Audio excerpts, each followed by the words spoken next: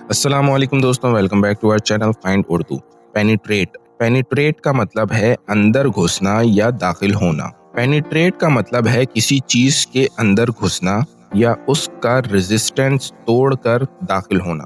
یہ اکثر فزیکل یا میٹافوریکل سینس میں یوز ہوتا ہے، جیسے روشنی کا اندر توڑ کر گھسنا یا آئیڈیاز کا کسی انسان کے مائنڈ میں پینیٹریٹ کرنا۔ اگزامپل کے طور پر، اگر ایک ایرو کسی شیلڈ کو توڑ کر اندر چلا جائے تو وہ پینیٹریٹ کرتا ہے۔